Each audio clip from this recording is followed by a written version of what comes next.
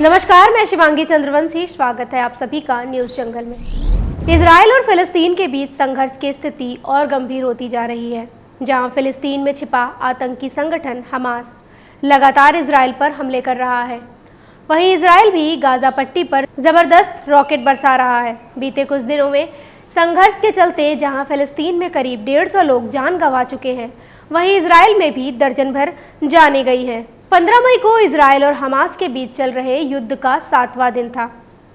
इस दिन शाम को गाजा शहर की एक 11 माले की बिल्डिंग गाजा टावर के पास एक संदेश आया। यह संदेश इजराइल इंटेलिजेंस ऑफिस की तरफ से था, जिसमें कहा गया, आपके पास 1 घंटा है, सभी लोग बिल्डिंग खाली कर दें, हम इस बिल्डिंग को गिराने वाले हैं। जिसके तुरंत बाद अफरा तफरी मच गई। गाजा टावर में तमाम रिहायशी फ्लैट थे, ऑफिसेस थे, तमाम इंटरनेशनल मीडिया के दफ्तर थे, जिनमें एसोसिएट प्रेस, एपी और अल जजीरा खास थे, जो जितना कुछ लेकर बिल्डिंग से भाग सका भागा। आधे पौने सामान के साथ लोगों ने जान बचाकर बिल्डिंग खाली कर दी और करीब 1 घंटे बाद ही इजराइल ने पूरी बिल्डिंग गिरा दी। इजराइल फोर्स का कहना है कि इस बिल्डिंग से हमास की आतंकी गतिविधियां संचालित हो रही हैं, इसलिए उन्होंने इसको टारगेट किया। हालांकि यहां काम कर रहे पत्रकारों ने इस दावे को खारिज किया है। अल जजीरा ने इसी बिल्डिंग से काम करने वाली पत्रकार योमना अल सैयद के हवाले से पूरी घटना के बारे में लिखा। योमना ने बताया, 11 फ्लोर की बिल्डिंग से सिर्फ एक एक्सलेटर काम कर रहा था। हमने तय किया कि इसे बच्चों और बुजुर्गों के लिए खाली छोड़ दिया जाए। हम सभी अपने अपने ज़रूरी सामान लेकर सीढ़ियों से नीचे भागे।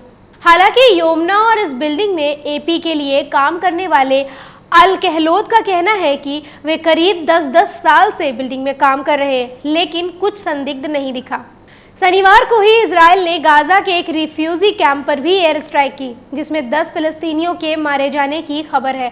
इस बीच इजराइल सीज फायर के प्रस्तावों को लगातार ठुकरा रहा है। उसने कहा है कि वो पहले हमास की सैन्य ताकत को खत्म करेगा, इसके बाद ही संघर्ष विराम पर वार्ता करेगा।